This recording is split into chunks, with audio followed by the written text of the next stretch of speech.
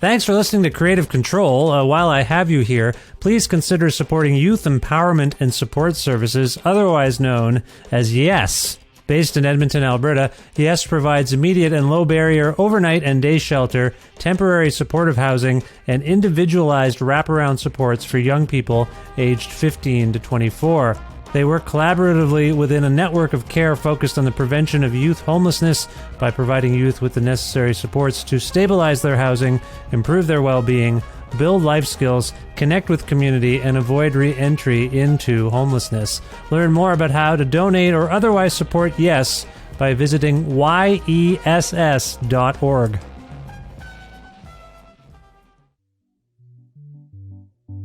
Well, hey there, it's Zach, all the way from Chesapeake, Virginia. Creative Control happens to be my favorite podcast. I value Vish's insight and his ability to balance humor with in-depth conversation while occasionally dipping into serious topics. Regardless of whether I've heard of the guest or not, or however long Vish has known them, you really do get the feeling that the two of them have known each other for a long time, and I walk away from every episode feeling like I gained something. I think that's testament to how good of a journalist and conversationalist Vish is. He has a real skill of opening people up. I also enjoy the spicy and lighthearted ribbing Vish does with his guests from time to time. Oh, and while I have you, did you know that for just $6 you can subscribe to the Creative Control Patreon and get access to all kinds of bonus content? And for $10, Vish will mail you one of his t-shirts. And hey, that Peaches shirt is pretty cool. Anyway, enjoy the episode and doot-doodle-oot-doo. Oh wait.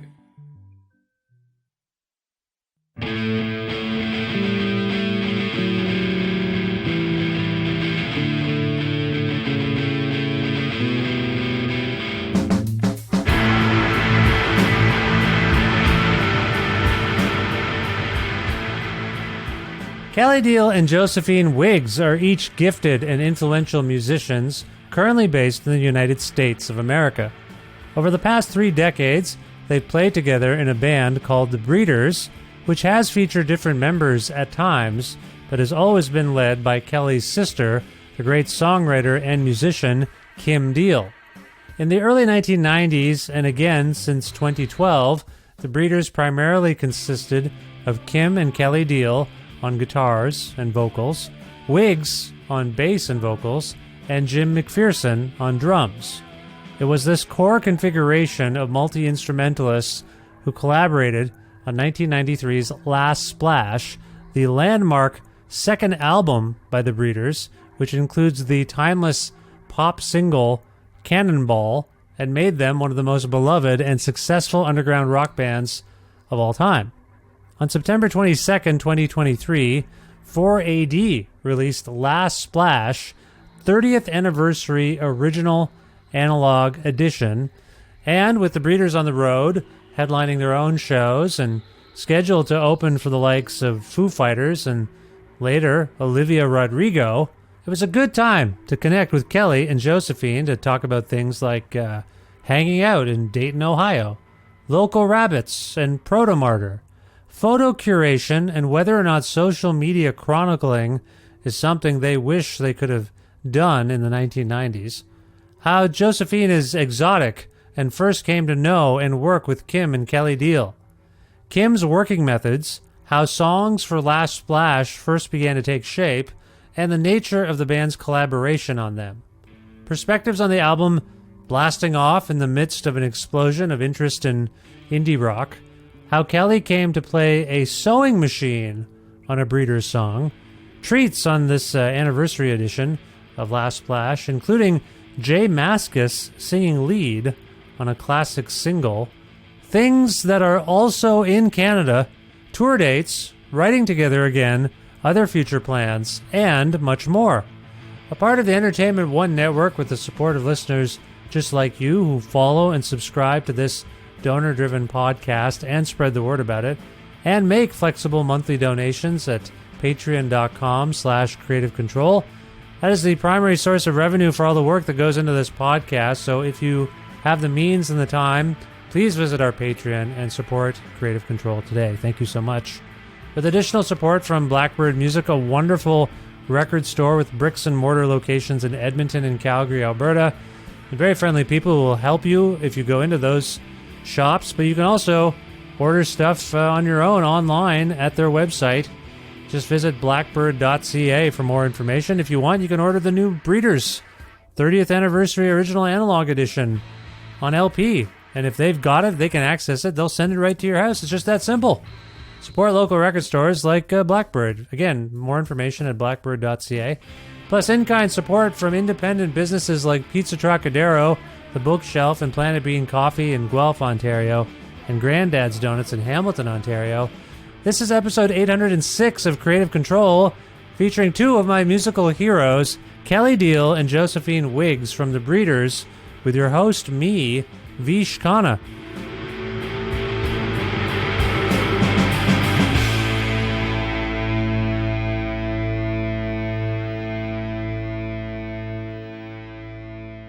Hi, Josephine. How are you? I'm doing pretty well, thanks. Nice. Where in the world are you today? I'm in South Park, Dayton, Ohio. Nice. How long have you been in South Park, Dayton, Ohio? Exactly 2 months. Okay. Not a place of residence per se. No, I don't live here. I live on Cape Cod. Oh, nice. But I've been here since the middle of July to rehearse because we had some shows with the Foo Fighters up in the northwest of the country. So we did those shows, and then when we got back from that, we immediately launched into rehearsing our last Splash performance. Right. To prepare for the shows where we're playing Last Splash from the first song to the last song. Very nice. That's great. I can't wait to talk more about that. Quickly, how were your shows with the Foo Fighters, if I might ask? They were great, weren't they, Kelly? They were. Yeah. Nice. Excellent. That's great. I'm glad you guys are out on the road and playing with those guys. I know you have a long history with certainly Dave Grohl, so that's fun. Also on the call, Kelly Deal. Kelly, you there? Yes. Hi, Vish. How are you? I'm very well. It's very Good. nice to meet you again. Where in the world are you? I'm in Dayton, Ohio. I actually live here. I'm at a different Yes. residence. Yeah. Is Josephine not staying with any of the Deals or anything like that? Got her own place? She's got her own place. We Yeah. need our alone time. That's right. That's right. It's very nice to speak with you, Kelly. You've been mentioned on the show a few times. Frequent guest on the show, Joe Casey from Proto Martyr. I heart him so much. I heart that band. Yeah, I love him. Now you are sort of an auxiliary member at this point of Proto Martyr. Is that fair? I'm a member. They told me. Oh. I'm officially a member. That's and excellent. I can do what I want. Yeah. They are the best band. I love talking to Joe. And I was also Yeah. thinking, Kelly, the first time you and I were in a room together, I think, was in Kitchener, Ontario. In the mid-'90s, you were playing with the local Rabbits. Oh, yes. Do you remember them? Oh, yes, I do. They were Yeah. great guys. Yeah. I they're thought they were great guys. still dear friends of mine. They're a little, I think I found out, when you're a kid and you see someone on stage, you assume they're at least 10 years older than you. And then as you get older and you're friends, you're like, wait a minute, you're like 6 months older than me. How come you were on stage Yes. and I was in the audience? It makes no sense, but they're so talented. And I have fond memories of that show. So that's great. Yeah, Anyway, I just wanted to good. mention, I like to mention local Rabbits whenever I can. Good for you. You got to support them. It's very nice to have you both on the show. I want to begin by saying congratulations. I believe, if I have my facts correct, 30 years since Last Splash came out. That is remarkable stuff. And I can't wait to talk about that experience of making the record if we can. I know, sorry, Josephine, do you find memory jogging to be troubling? When someone's like, let's talk about a thing that you did 30 years ago. Is that fun? Is it difficult? It's only difficult because a lot of detail has been lost to the mists of time. And I feel sad about that. Yeah. But things that I can remember, I don't mind talking about. I mean, I don't mind talking about things I can't remember as well, frankly. I'll just make something up. I was just thinking about this recently and I don't know why, but maybe because we just played some shows with a band called Horse Girl, which they are great band, lovely people, but they're like 20 something. And I didn't aim, how you just start thinking, it's not like I was answering questions. I just started meandering through my mind and thinking, they won't forget these times because of all of the social media, of the camera. They have every camera, every photo. Like there are so many times you have the band photo at the end of the evening. That all happens with your phone now. Back then it was a Polaroid or a camera that one person has. And I don't know where, I don't have it, and these are with huge bands. And I would love to have had, texts from emails from that time, social media, all these photos. They will not have this problem of knowing where they were 20, 30 years ago. They will know unless they've lost their devices. Yeah. It's a fair point. Do you think there's a downside to all the constant chronicling, though? Because when we were younger, all of us, all three of us, let's face it, at one point, we were younger. And when we were younger, you'd get a camera and it would say, the film would say 24 photos, 36 photos if you shelled out for a bit more. And that was it. So we were selective. We were selective. And you would look at them. You would look at them after you developed them from the grocery store or the photomat. Now, I don't know. Do either of you? I'll go to Josephine first. You've got the phone. You've got the constant chronicling. Do you ponder it now, or do you just like, I'll look at it later? I actually do. I'm pretty good at curating, and only taking photographs that are worth taking, if you know what I mean. Yes. So, I'm pretty good at that. I don't take a lot of random pictures. I wonder if that emanates from the fact that you do come from a time when it was more limited. Maybe you're just conditioned. Kelly, what do you think? That has a lot to do with Josephine's aesthetic as well, though. Like most of the posts and things that we do for social media, she curates those. And they're always interesting or funny. Or yesterday we were doing something and she was, oh, isn't this an interesting picture or photo? And she let me get my camera. So she gets her camera and I'm looking around and I thought to myself, God, I would have never clocked this as being interesting. But she's absolutely right. It's a really interesting photo. And it's something that she will use, for whatever reason. She just has a really good eye for that. I do not. And I am really glad that we did not have 24 access to a camera or anything like that. I was so wasted a lot of the time. And I think, I would have been somebody with a sex tape or something. You know what I mean? Like being completely unaware, and with a random hookup with some guy. What's that light? What? My God. So I'm glad there was not any of that. Jesus. Okay, well, I'm glad you know that about yourself, I guess. I don't know what else to say. Yeah. That's good. Yeah. No, that's interesting. Too sherry I feel like I'm too sherry in interviews now. But maybe I'm just older now and I just don't care. Kelly, as Gabby Glazer used to say, you got to live once. Yeah. You may never have the chance to tell this story again. Yeah. There you go. And it's a good story. Gabby from Luscious Jackson. That's right. Right. Yeah. There you go. So having seen you live, Kelly, and seen interviews, I feel like you've always been candid. I have. Yeah. Yeah. So I don't think this is new necessarily. I knew. Okay. I appreciate this long history you two have together. And before we get into Last Splash, I thought we should maybe, just for people who may not know, get into the origin story of this configuration, Josephine. I have a sense of how Kelly and Kim know each other. Let's just put it that way. There's a vague sense that they might have had the same upbringing, maybe. But Josephine, do you remember how you kind of entered this orbit exactly? I remember precisely how it happened. I was playing in a band in the UK called The Perfect Disaster, and we had, 2 or 3 albums out. We toured a lot. We toured with Jesus and Mary Chain and Spaceman 3. And we were in 1989, I'm sorry to say, or it might have been 88, actually, now I think about it. We were invited to support the Pixies.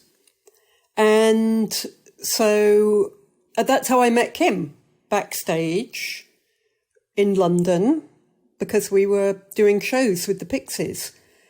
And then I met her again when I was kind of going back and forth between Brighton and Frankfurt at that time. And when I was in Frankfurt, the friend that I was staying with said, hey, the Pixies are playing. It's a legendary club called what is it called? The Ratskeller, I think. The Ratskeller, just outside Frankfurt. And of course I was like, well, I know how to get in for free. Let's go along in the afternoon when the band is sound checking. And so I went along there and I recognized someone from the crew and got a message back to Kim, and she put us on the guest list. And then we hung out after the show. And then, I don't know, 6 months later or something, I got a message from 4AD saying Kim wanted to know if I would play bass on the album that Kim and Tanya were conspiring to make. So that's how it came about. So then we got together and made the album Pod.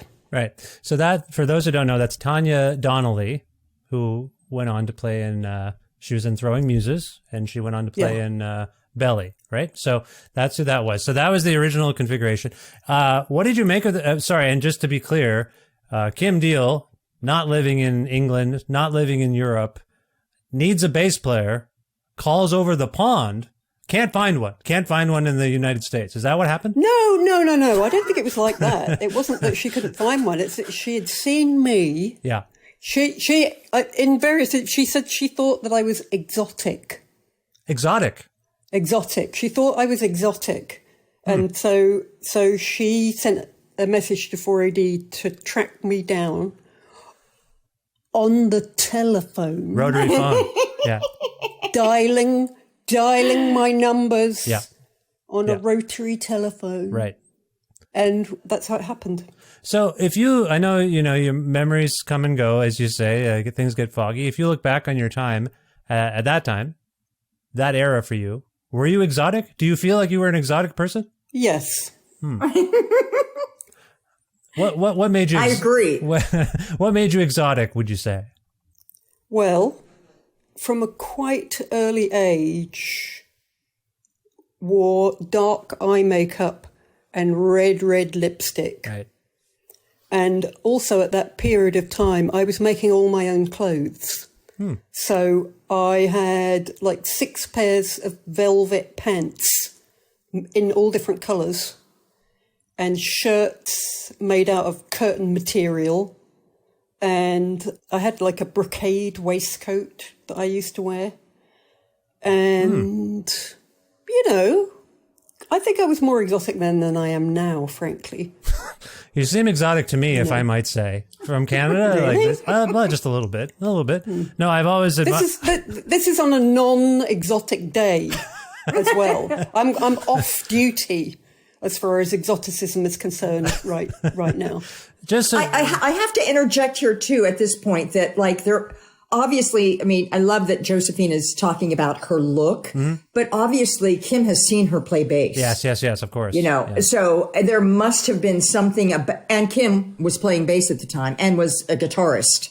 Originally she's a guitarist. So there must have been, Kim doesn't play, she won't just say, oh, I'll take that one. She looks interesting. Right. There was something about her playing that she liked as well. Oh, I believe we're speaking in a spirit of facetiousness. I don't think it was just that you looked like a punk and that's all that Kim was interested in. Like a goth.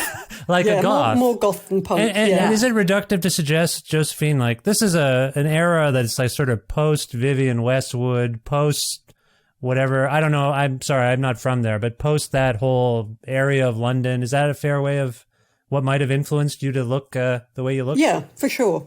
Susie and the Banshees, The Cure, Joy Division. Yeah. All of the above. Right. Okay. I appreciate that background. Kelly, so we know now that Josephine had the look, had the chops. My understanding is when you entered this sphere, this realm, you were a novice guitar player? Is that a fair way of saying it? I think novice is being generous. Yeah. No, my original instrument is actually drums. I played drums and took private lessons for years. And Kim and I had our duo that we had where we sang. I played a little bass. I have a bass. The first bass that Kim used in the Pixies was my bass. Oh. We just played the Rock and Roll Hall of Fame, and there's my Aria Pro 2 up there in the rock display that they have for the breeders. There's my Aria. wow. It's the Pixies. Right. Well, It's in the Pixies display. Yeah. it's actually in the breeders' display, and I'm Oh, is it? meaning to write a letter to the editor, Oh, if you know what yeah. I mean. I to knew say I saw shouldn't it. really be there. Shouldn't No, be it in shouldn't. the breeders' display. Is there a Pixies display? Maybe I think there isn't. was at one time. I don't know if there is now. Maybe they popped it over there. Yeah. They rotate them, I think. Yeah. Yeah. I think you're right. Okay. Well, anyway, there it is. And that's always, it's very exciting for me. That is So, really nice. yeah. So I do think that when she told Josephine that she had a guitar player to replace Tanya Donnelly, that Kim felt confident in my abilities to learn and to play and to understand music and, get it and stuff like that. And also, I think she probably knew that it would be kind of shocking, or it would be interesting. That piece of information would be interesting to Josephine. So she did tell Josephine that I didn't actually play guitar. But that's fine. She's really musical. She'll pick it up. I see. Josephine, what did you make of that information at the time? Do you remember? I think I was slightly stunned. It went like this. She dialed me up on the rotary phone. And then she said, I found someone to play guitar. Kelly's going to play guitar. She doesn't actually know how to play. And I think there was a prolonged silence after that. But I trusted that she knew what she was doing, which isn't it's not always the case. Kelly mentioned she had private drum lessons. Do you have like a music education background yourself there, Josephine? You study the bass? I was a classically trained cellist. Oh my Lord. I studied the cello from age 6 to age 16. So the cello was my first instrument, which is why I was drawn to playing the bass guitar, of course, because it's only 4 strings, and they're the best strings. Yeah, they really are. They are the best strings. Yeah. Yeah. But, we have cello. Josephine plays cello on several of our breeder songs throughout the years. Yeah. Right. I don't know if sometimes you can't hear that. There's an American saying, Josephine, there's always room for cello. Have you ever heard that? I haven't. I haven't either. No, but think it's true. It's Jello. There's always room for Jello. It was a slogan. I'm sorry. I thought it was true. Is that I just really had a fact slogan? check. Someone just fact checked me in my ear. I'm sorry. I was making a joke. My point was going to be, never heard that. So it's an old slogan. We can't keep track of all of them. No, that's wonderful. But I can appreciate, coming from your background, you might be like, a total novice I'm going to start playing with a total novice. Like, I know how to play my instrument, so I could see why you might be taken a little bit aback. Taken a little bit aback. But on the other hand, anyone can play the guitar, can't they? Yeah, that's true. They can. I think so. Yeah. You specifically spit in the lead. street and the person will be able to play the guitar. It was lead guitar that I was playing.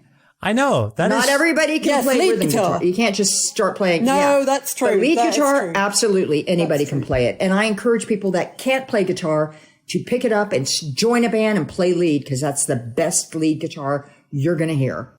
Yeah, I would agree. I play drums myself, Kelly, and so nice. I'm a fan of the instrument. I know the Breeders also had some early musical thrones in the drummer's seat. Did you ever contemplate playing drums with the Breeders? No, not with Breeders, no. If I had a choice, I would play lead guitar now. Okay. By the way, this is not meant to say, this is not an intervention. She did ask me what I wanted to play. She did ask what I wanted to play, and I said lead guitar. Right. Yeah.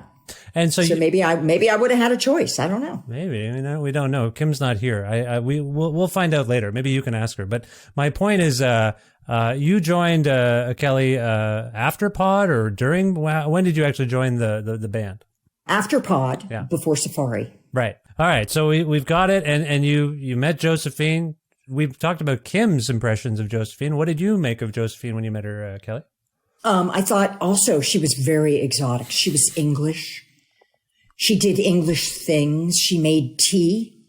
She would stay at Kim's house. And I think, was I living there at that time too, Joe?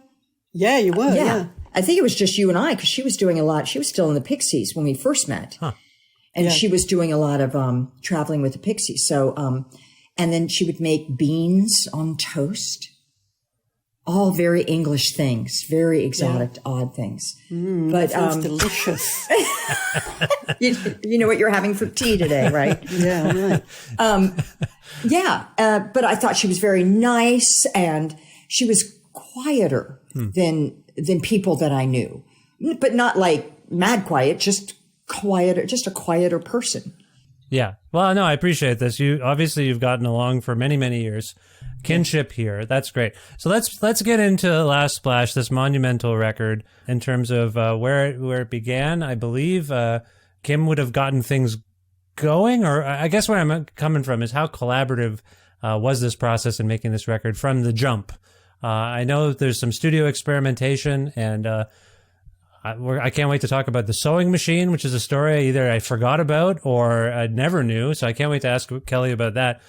Josephine, how did the songwriting begin for this batch of songs? Do you have any recollection?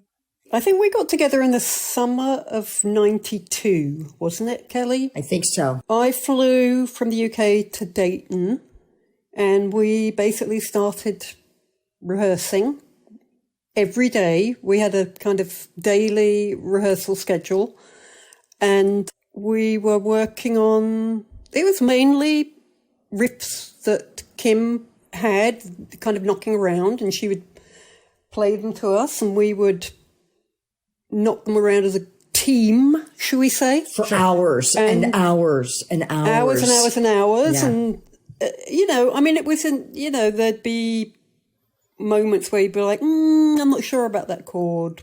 Can't we do something else there? Or that section goes on for too long. Or we should add 2 bars here.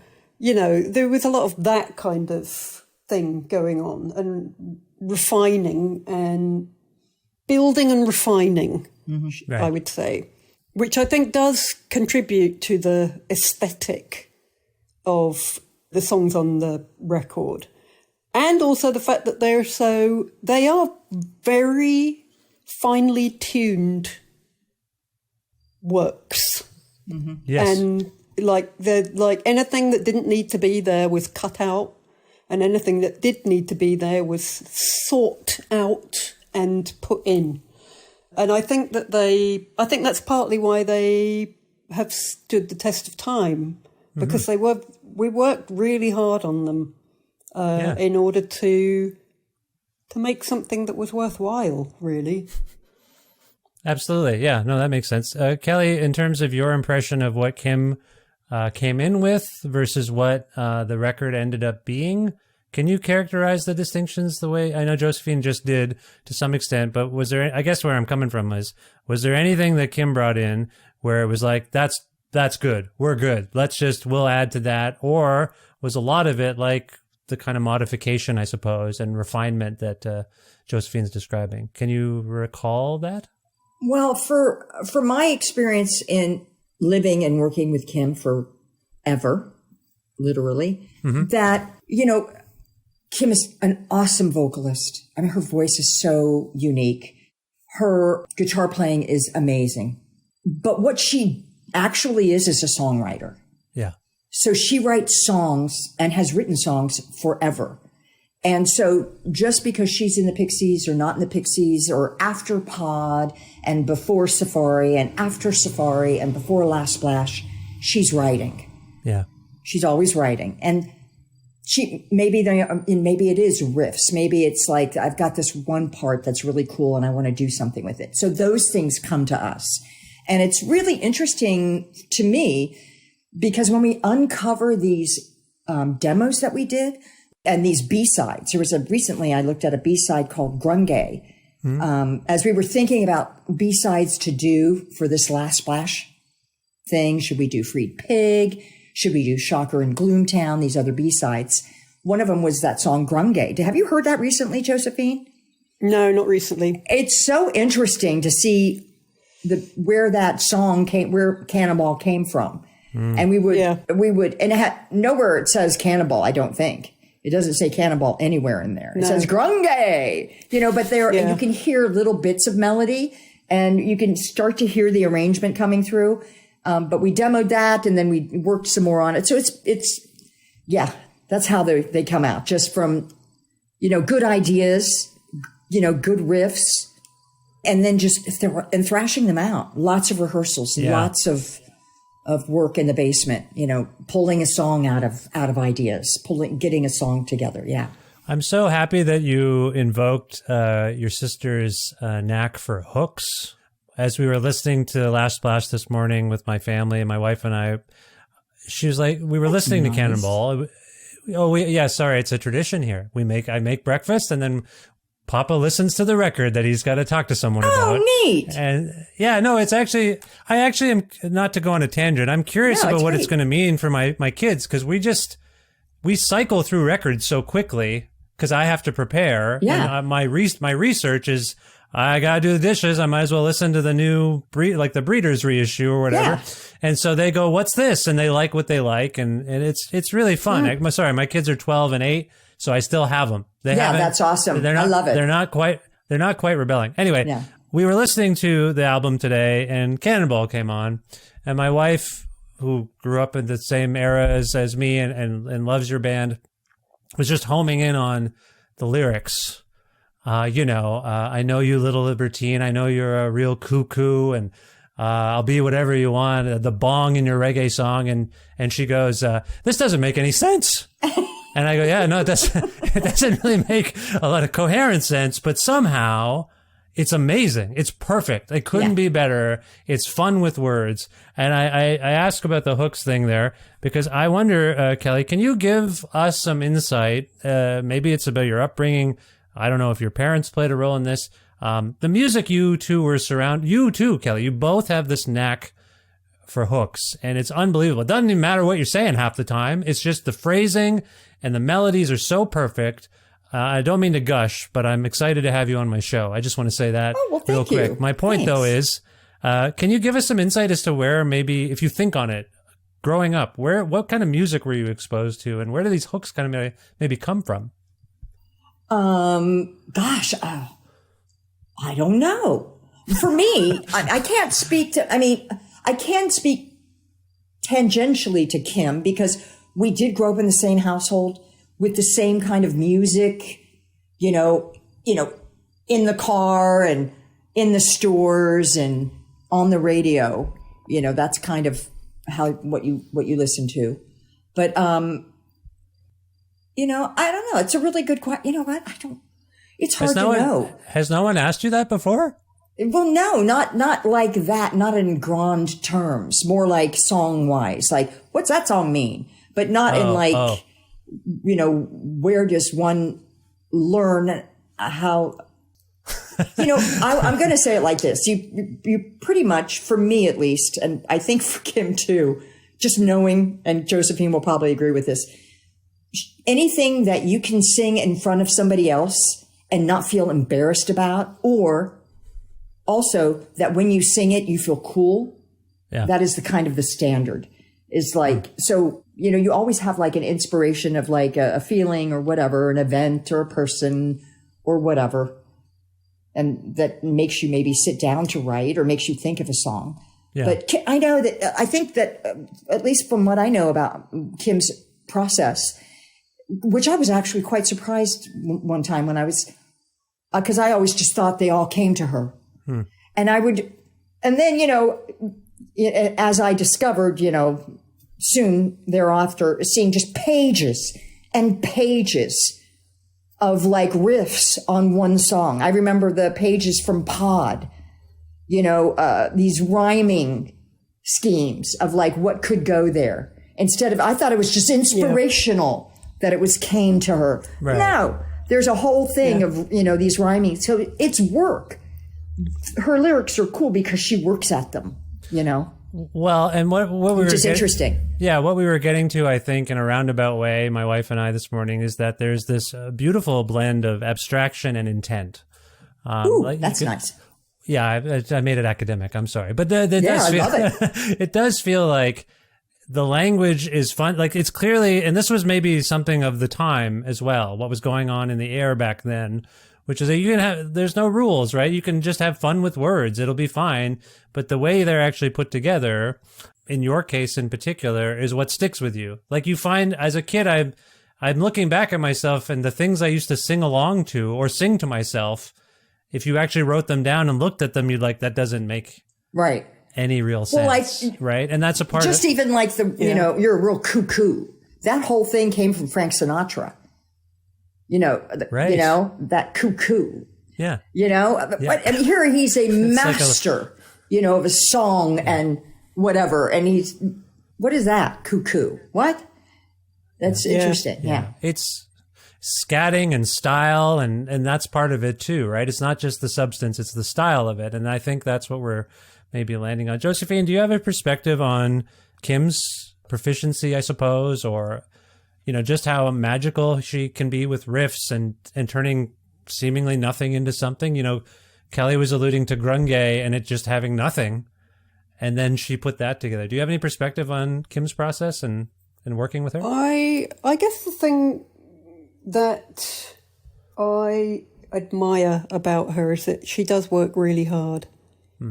And she makes us work really hard. And she doesn't just settle. At least my experience of working with her, I can't speak to other stuff that she does. She's always striving to make things better and more interesting, which really, I kind of feel the same way about that. That's my aesthetic as well, is that I like to make things more interesting. If I'm writing something, I don't like to use the same word twice, if you know what I mean. Sure. I like to not exactly make people work, but yes, make people work a little harder. There's a running joke in the band recently when we've been doing writing and stuff like that. Josephine has banished the C from our writing. And it's not really true, but it actually is true. We have fights about C's. That doesn't need to be a C. Nobody needs to hear a C again. Okay, the key of C. You don't mean the ocean. You're not like, we're not writing about the ocean anymore. I'm sick of it. Not necessarily the key of C. We can do the key of, but never play the C. Okay. The other thing that I think is interesting is a song, and Josephine mentioned this once, and I was like, oh my God, I never noticed that. She'll say, because she's a classic, you know, she actually learned music, you know, she mentioned, she'll just go, you know, she'll listen back to Pod and go, oh my God, this song starts in a D, and it changes into an entirely different scale, you know, right? Mm-hmm. Or something, right? Joe, that you said that? I can't Was remember. it Do or was it O? One of those two songs. You were like, oh my God. Or is it Glorious? It's definitely not Do. It's definitely not Do. Glorious. But you see, one of the things that I like, The key changes. in classical terms, my favourite form is the string quartet. And there's some parallels between a rock band, you know, a four-piece in a rock band, and a string quartet. And I'm always interested in everybody having something interesting that they're doing. You know, it makes it more three-dimensional or four-dimensional, actually. Yeah. You know, rather than just everybody just ploughing along in their furrow. I think it's more interesting when, you know, there'll be a moment where the drums are what catches your ear. Yeah. And then there's obviously the moments when the lead guitar catches your ear, or there'll be some little thing that Kim does on the guitar that catches your ear. Yeah. Or, of course, The something bass. that I do. Yeah, of course. Which Of course. is, the paramount moment of any song. Your bass playing, is really remarkable, if I might say. It really gives everything character. Yeah. Yeah. Yeah. It does. So I think I'm more. That's always in my mind, the parallel with the string quartet, where, you know, everything has its own role, but there's a way of arranging things that gives it a complexity that sometimes when you have the same thing where it's just two guitars, bass guitar and drums, they're all just kind of ploughing ahead. Yeah. Do you know what I mean? Yeah. It's more refined somehow. Yeah, I can see that, and I feel like we're getting to the point where we're talking about that magical moments when a song coheres, when a band is working well together. Right. Yeah, Nice. Yeah. And I know from my own experience that those moments, when a song is in process or developing, sometimes the first magical moments are band practice. When you're working it out, you're like, oh. Okay, what was that? Let's do that again for the next 8 hours. That was great. Yeah.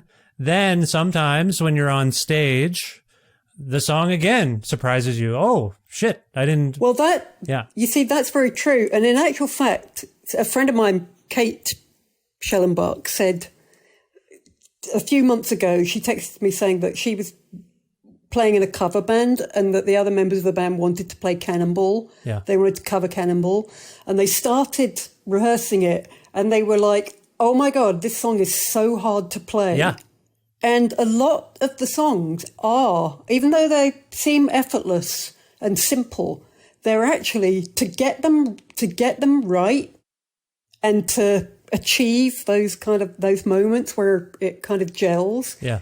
It doesn't happen every time we play them, and which means that when it does happen, we come off stage and we're like, oh, whatever song it is, that sounded really good tonight. Yeah. That was like the best we've played it, And I think that's why they're still so fun to play. Yeah. Mm-hmm. Like people ask us, don't you ever get bored with playing Cannonball? And we're like, no, actually we don't.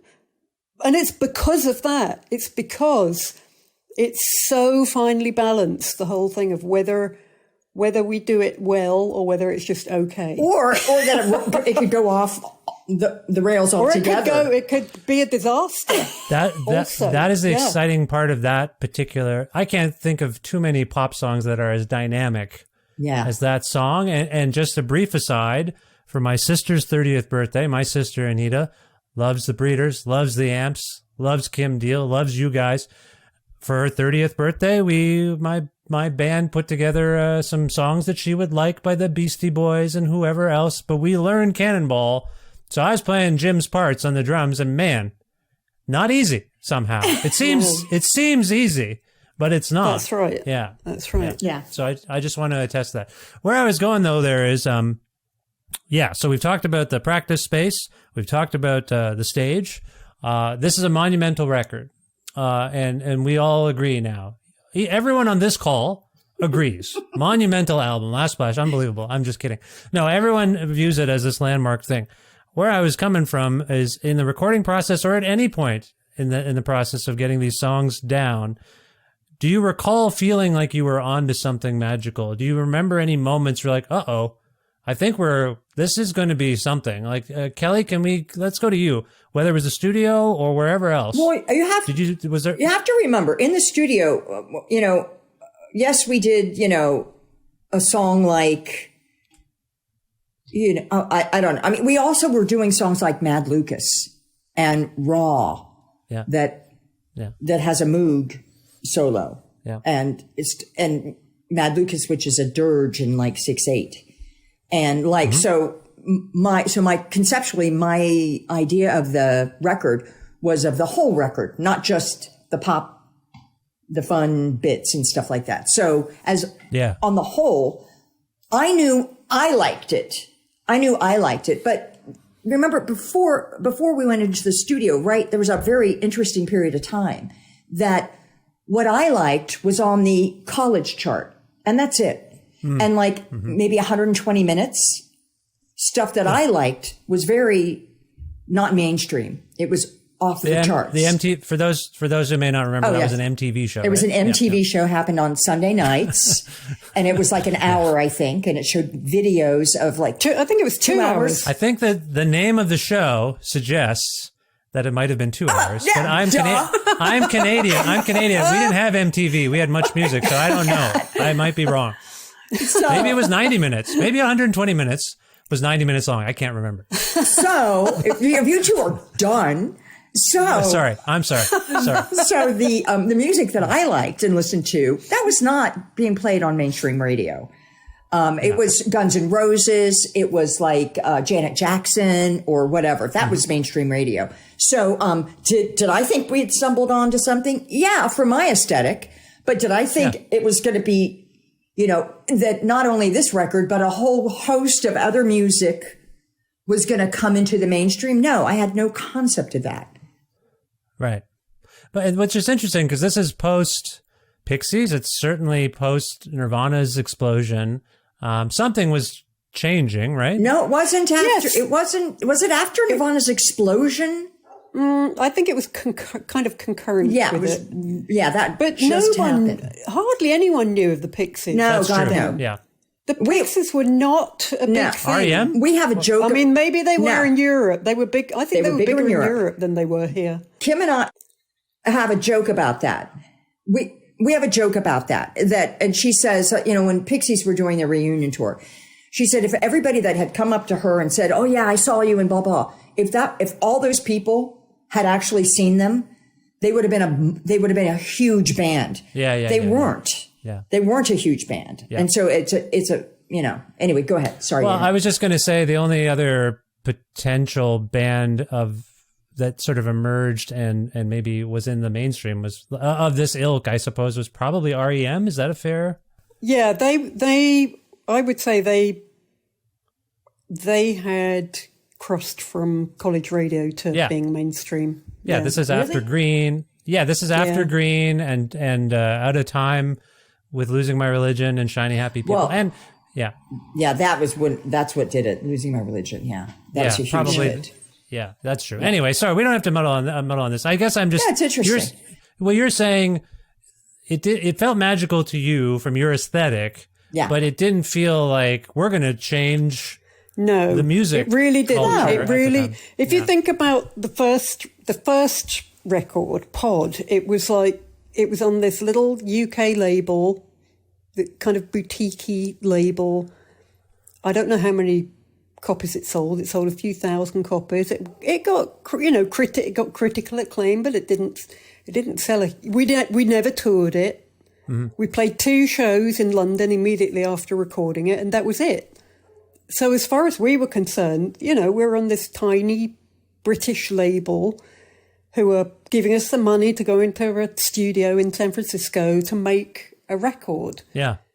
And that was, we're going to put a record out.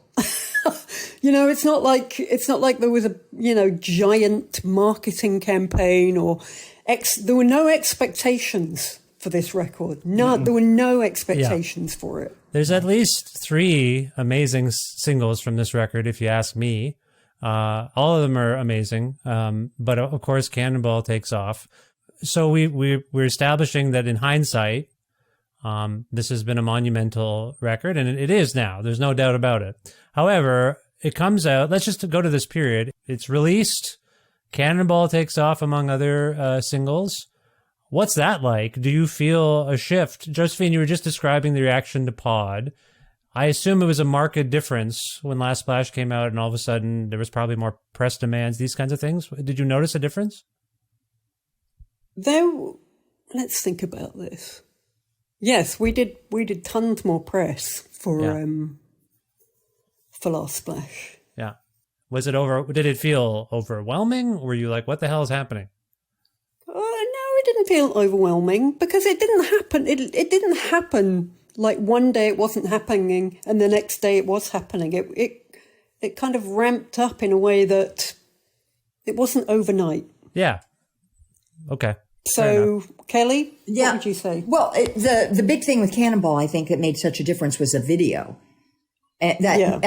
Something happened where MTV, that 120 minutes, kind of started doing videos, Losing My Religion, and these other bands, and the amazing video that Kim Gordon and Spike Jonze did for us. That was a big thing that propelled, I think, hand in hand with how awesome and fun the song was, but also the music video. And we were on MTV quite a lot that was played quite a lot. And I think that made a big difference. I do remember that I've mentioned this before. I do remember we went to, I don't know if you have the Olive Garden there. Of course we do. Yeah. We have sorry. I said that with a modicum of pride. Yes. We have the fake Italian restaurant chain, the Olive Garden in Canada. Yes. So, I mean, it seems obscure to me. I don't know why you would have it. I mean, but anyway, you got one. We have. Good for you guys. You've been to Canada. We're America's hat. You have Tim Hortons, and that's all I see. No, Tim Hortons. Forget it. We have everything. We have all the same things as you. I moved to Edmonton, and there's Denny's here. We didn't have those in Ontario, where I'm from. So I'm just saying we're very American. I don't know. You're more Canadian and we're more American. Yeah. Sorry. God, I wish we were more Canadian. Okay, listen. We had an Olive Garden here, and our family, my mom and dad, and I, and my sister, and I don't know, maybe somebody else was with us or whatever. We went in to eat, and we were getting ready to be sat. And I remember this moment. Oh, your table. We were escorted to the table, and as we walked in to our table, there was murmuring. Murmuring, yeah. And then applause started. There was a round of applause. Wow. From the Olive Garden. We were, as we call it, we were recognized. That's amazing. Yes. Yeah. Did you hear what I said? I heard recognized. I use that. Yes. I get recognized. We have recognized in Canada. Yeah. All right. So you got Olive Garden and recognized. We have recognition. Yeah, I've been recognized. I don't know if I like it actually. What band were you in? That you I'm more known as a broadcaster, but I have been in bands. Okay. Yeah. Okay. I'm known as I used to work for the big company, and I have this show that's. As we're speaking, I just had my 800th episode, which is odd. It's an audio. Thank you so much, but it's an audio format. But because of the internet, people seem to know who I am. Oh, yeah, that's right. Yeah. So anyway, all right. So it was fairly organic at the time. I appreciate all this. I had asked, in the interest of time, I want to ask you about SOS. I brought it up earlier. I didn't know this story. It's in the biographical notes. Kelly, I'm going to get you to ask it or tell it in a second, but. I will say quickly, when I first heard SOS, even as a teenager, I thought, oh, this kind of reminds me of the Stooges. And now I realize that maybe it should have reminded me of Stitches. That's my joke. And I worked on that for 2 minutes today. Can you tell us a little bit about, I was driving home from dropping my wife off at work. I'm like, oh, I got a good joke. Sorry. Anyway, my point is, can you tell us about the sewing machine and SOS? It's a fascinating story. Well, one thing that I do know I learned very early on from being the lead guitar position is that when it comes to recording, you sit around a lot because everybody else gets to play and have moments and discuss and think. And you're just sitting there waiting for my time to shine. So what I learned is I love to sew. I was working on a quilt. So I thought I'll bring my sewing machine across the country in the equipment van, and I'll work on my quilt that I was working on. So I'm up there working on it. Kim is doing something. She walks past me, stops, turns around, walks back and goes, huh. And I'm just like, yes. And she goes, we need to record that. So that's how that happened. So we put it through a Marshall, mic'd it up, put it through a Marshall. And that's the first sound that you hear before SOS, the song. It's a zigzag stitch. Zigzag stitch, which gives it a kind of Morse code feeling? No, that's just zigzag stitch because it makes it move more. Yes, that's right. Yeah. More of a train track sound. The Morse code is in reference to the lead that I play. Right. Which is, dot, dash, dash, dash, dot, dot, dot. That's SOS in Morse code. Did you need help making the quilt, if I may, tie these things together, stitch them together, if I may? Oh my God. It's so funny that I don't often get the chance to talk about what happened to the quilt. Well, I want to know about the quilt. Yeah. So at that period of time, I was piecing the top together, okay? And that is great. I don't think I was putting in the batting and finishing the back and making the entire quilt at that time. I think I was just piecing the top. And I drug that around with me for years and years through moves and other, sewing opportunities. And it lay neglected for a while I was touring and busy doing stuff. And I ended up finally getting back to it. And I finished it up and ended up quilting it, hand quilting. Yeah. And my mother helped me. Oh, that's lovely. With that. Yeah, with that hand quilting. Yeah. So my SOS joke was meant to be a joke, but you did have help. You had assistance. Yes, that's right. Making the quilt. I will say I read this biographical info to my wife, and she's like, "Can you send me that? I want to send it to my virtual quilting club," because she thought it was so amusing. I should send her this. There's a beautiful picture I have of the quilt, the finished quilt. It's gorgeous. Oh, please do if you can. My wife would be thrilled. Yeah, no, I appreciate that. All right, well, I appreciate this conversation. The one thing we didn't get to, which is this often happens when we unearth an old record, suddenly forgotten songs emerge. Josephine, I believe there are 2 songs on this edition of Last Splash that were discovered. One is Go Man Go, which I see here Kim Deal co-wrote with Black Francis, her partner there in the Pixies. And then a different version of Divine Hammer with lead vocals by Jay Mascis, which here is called Divine Mascis. Sorry, every time I see that, I laugh. Josephine, do you have any recall of these 2 pieces? I had completely forgotten about both of them. And then when the tapes re-emerged and there was talk of releasing them, that was the first time that I had heard them since we recorded them. Wow. Yeah. For those who don't maybe get it, obviously the passage of time is a contributing factor. But what does it mean for a musician to make so much music that when they're sort of confronted or presented with something that they were on, they have no recall of it? I mean, what is that like for you to be like, oh my Lord, I don't remember this at all, and that's me. What's that kind of like viscerally for you? It's happened quite often, doesn't it, Kelly? It does. Yeah, like for example, when we were bringing up Flipside to rehearse that, because we haven't played it for 10 years. Yeah. And I was just like, oh my God, I can't believe I ever played it this fast. Right. And then all these clips of film re-emerged that you can find on YouTube that were recorded that we didn't know were, clips of film from some Belgian festival where we're playing that live. And it is blindingly fast. Right. And we just watch it with our jaws dropping because we're like, oh my God, how did we ever play it that fast? Yeah. It's crazy. Yeah. Well, it's a nice, earlier we were talking about how things are captured so often now. It's a nice thing. I would hope it's a nice thing generally to discover even something that was sort of not included on a record. It must be nice to be like, oh yeah, those were fun. I remember. Yeah, in fact, we're actually in the position of wishing that there was more. Right. We wish that there were more things that we had done that had been lost and found. Yeah. But we're actually a band who just about anything we recorded, we put out. We don't have a huge archive of stuff. Right. Yeah, I was thinking about that when we were talking about the writing process, is that one thing I do notice is that Josephine also brings stuff to the band, and nobody brings clunkers. Yeah. Nobody brings something like, oh, check this out.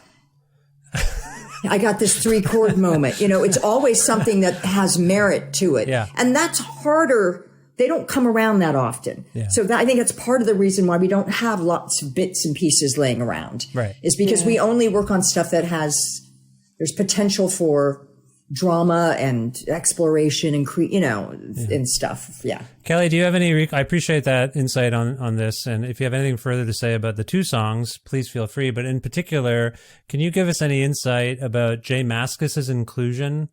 Or rather, him doing a vocal take basically on Divine Hammer. What was that about? Yeah, that was super fun. When we were working on a couple of the tracks, I think it was Divine Hammer and also Do You Love Me Now? This is in the earlier stages of different stages of writing and demoing the song. And for Divine Hammer, it did not sound anything at all like it sounds on the record. We got it right. Like it's a perfect pop confection. Absolutely. The way it is now. Yeah. Yeah. But to get there, we were just like, what is it missing? What does it need? Let's have, who's a rad guitarist? We'll send them the 2-inch tape of that track. Because back then you had to do that. You couldn't send a digital file. Yeah. So we sent him the 2-inch track for that song and expecting him to come up. He was going to lay down an amazing solo. He was going to shred. He was going to shred. Do something interesting. Maybe we wouldn't use all of it. Maybe it would help us just to break the song loose or whatever. And what we got back as we pressed play on that is his vocal. It's lovely. And we were very, very surprised. Yeah. Once we were over the shock of where the fuck is the guitar? Sorry, you can't cuss. But no, where was the guitar? You can cuss. We have cussing in Canada. It's okay. You can cuss. Yeah. Then you were able to go, oh my gosh, listen to how, charming and so adorable and cute his vocal is on, and just the way his idiosyncratic way he sings. Yeah. And it's just really charming. And so although we ended up not using that as the Pop Confection, that is a masterpiece. Mm-hmm. But I also forgot about that. Did you guys remember that moment? Well, I knew we had the Do You Love Me Now, Junior. I knew he did that. Yeah. No, because I'd even forgotten that there was a different version of Divine Hammer. I forgot that we ever. Exactly. Completely forgot. And I was like, it took me a while to understand why. I didn't understand why we were we had to go in specially to a studio to record the new version of Divine Hammer. Uh-huh. Which was then put onto the record. Yeah. Yeah. And it took me a long time to kind of think why I don't understand. Why we had to do that? Yes, because Go Man Go Got, and we pulled that from the album. Right. Yeah. Feeling uncomfortable about it. Yeah. Interesting. Yeah. I forgot like that one version has that, there's little vocals in it. What were we thinking? But it's adorable. It's really cute when Jay is singing with it. As us, his little backup girls. Jay always, his delivery, it moves me, but I always find it amusing. So today, listening to a song I've known one way for 30 years, and hearing Jay's version of it this week for the first time, I laughed. Yeah, like it made me laugh. Yeah, he's got such a unique way of phrasing and delivery that I think he is being kind of funny. Yeah. So I just want to say I really appreciate those inclusions. Sorry if I missed them. I know there's lots of reissues and things like that. These have they not been around before? No, is that right? We've never released either of these. Yeah. Yeah. So unbelievable. They were a surprise to us as well as we went back. Well, it's I think I've gushed a lot today. It's such a remarkable album, and I can't tell you what it means to me to get to speak with both of you about it. Is there anything that you want to, either of you, I'll go to Josephine first, want to say about stuff we haven't covered or anything? I know you got shows coming up. Oh, yeah, we do have shows coming up. We leave tomorrow to play at Riot Fest in Chicago. And then we're doing a little East Coast jaunt. Yep. And then we're going to Texas and over to the West Coast. Nice. So it's like nearly 2 months of shows. Great. So people can come out and see us perform, I'm going to say. They can come out and see us perform. Last Splash. In its entirety, yeah. In its entirety. So this is the original configuration, so to speak, of the Breeders, the Last Splash configuration. Kelly, do you have an inkling yet? Sorry, the last time I saw the Breeders live, long time ago now, actually, Title TK, Lee's Palace in Toronto. Oh, fun. I remember that. Well, a few things I'll say about it real quick. One, for some reason, maybe both of you, Kim and Kelly, would not stop saying, "Oi!" And I, for months later, could not stop. "Oi!" I couldn't stop. I found it addictive. Secondly, I remember is you guys played the theme song for Buffy the Vampire Slayer. That's right. That I remember. Yeah. Yeah. Anyway, really fond memories for me. But sorry, this is the lineup. Do you think you might work together on new stuff? Ever? I imagine we will, Yeah. I don't Who's know why to say? we wouldn't. Yeah. Who's to say, probably. Josephine, would you like that? Would you like to try writing again? Yeah, I think it would be fun. Okay. Both committal and non-committal answers. I appreciate that. I don't know what else there is to say. But no, it's great. Okay, so for more information about the Breeders, I don't know, Kelly, do you know where people should go? Do you use any of the things? Platforms? Josephine? You can go to, I think it's thebreedersmusic.com. Okay. And then we're on Twitter, The Breeders, and we're also on Instagram, right? Yeah, and And Facebook. Yeah, we're everywhere. Yeah. We don't have a TikTok. I think that maybe you should handle the TikTok Breeders account. Me? You and your wife. And your wife. Okay. If you Your send family. You me, should just do the Breeders TikTok account. if you can send me all your quilting ephemera, that's the whole TikTok. We'll just post quilting stuff, Perfect. and that'll be the thing. No, it's nice. All right. Before we go, I want to ask you rather if we can go out on a song from this reissue. Obviously, some classic songs here. I wonder if one of you can pick the song, and I'll go to Josephine on this first.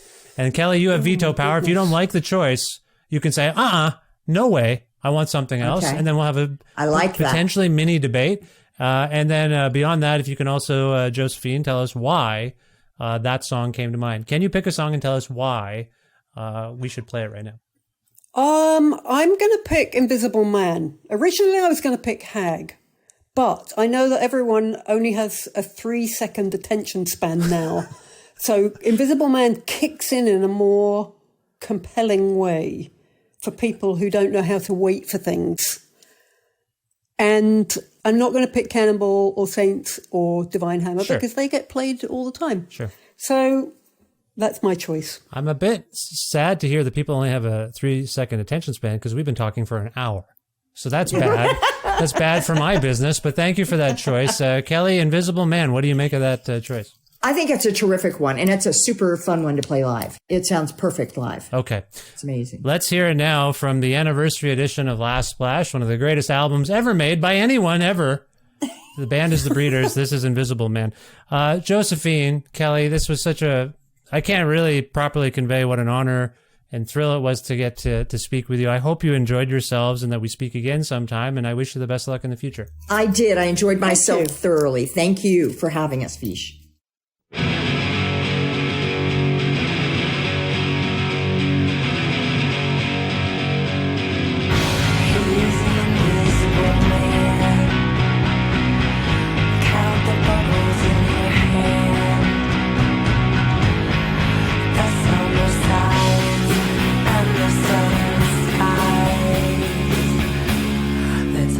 Left behind, lost eyes, and a sweet caress. He's the invisible man, catch him if you can.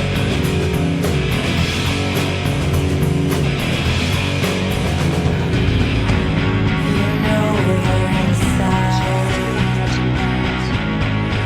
Nothing inside.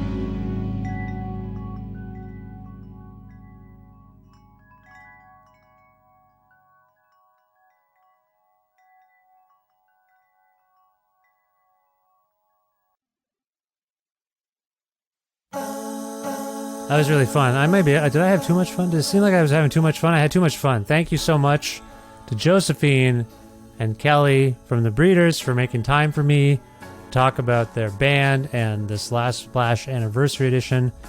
That meant a lot. And it means a lot to me that all of you right now listening to me talk are listening to the 806th episode of Creative Control, which is part of the Entertainment One podcast network and is available almost everywhere you get your podcasts. If you can't find an episode that you're looking for, or if you want to learn more about me and sign up for my monthly newsletter, please visit vishkhanna.com. You can like Creative Control on Facebook, or follow the show on Twitter at vishcreative, or you can follow me on Twitter and on Instagram at vishkhanna. I'm also on Blue Sky and TikTok and other things as well. All the social media stuff. If you see a photo of me, it's likely me. Unless there is I got whatever. Somebody's impersonating me on Instagram, and Instagram won't take it down. I've asked them several times. They're just like, no response, actually. They're not saying anything. It's weird. Anyway, it seems like me. You'll be able to tell. You'll be able to tell. Anyway, you can do those things on social media. You can also visit the show's Patreon page, the Creative Control Patreon page, to make a flexible monthly donation to keep this podcast going. $6 American or more a month grants you access to exclusive content. You get episodes earlier than everybody else. And if you'd like a Creative Control t-shirt, send me a note on Patreon and I'll get you one while supplies last. Just got a notification that the shirt I sent has arrived in Tennessee. So that is the miracle of the internet. Somebody listens to my show in Tennessee. They ask me for a t-shirt. I make it so. I get it to them. So if you'd like a t-shirt, let me know. And again, thanks for supporting this show on Patreon. That is the primary source of revenue I get from making this stuff. So if you enjoy it and want to keep it going, please, patreon.com/Creative Control. Thank you so much. Thanks again to the wonderful Alberta record retailer Blackbird Music, which you can learn more about and order records from directly, their website, blackbird.ca. And also want to thank Pizza Trocadero, The Bookshelf, and Planet Bean Coffee in Guelph, Ontario, and Granddad's Donuts in Hamilton, Ontario for their in-kind support for this show. Thanks as always to Jim Guthrie for lending me music for this podcast. You can learn more about Jim at jimguthrie.org. And finally, thank you so much for listening to this episode with Josephine and Kelly from The Breeders. I hope you enjoyed it. And we'll check out this Last Splash edition, the 30th anniversary edition, and go see The Breeders live if you can. And thanks for subscribing to this podcast and telling your friends about it and spreading the word. It means a lot. And let's get Olivia Rodrigo on the show next. Why not? She seems to like The Breeders. Maybe she'd like me. I don't know. I don't know why I'm talking about this. All right, I'll talk to you very soon. Bye for now.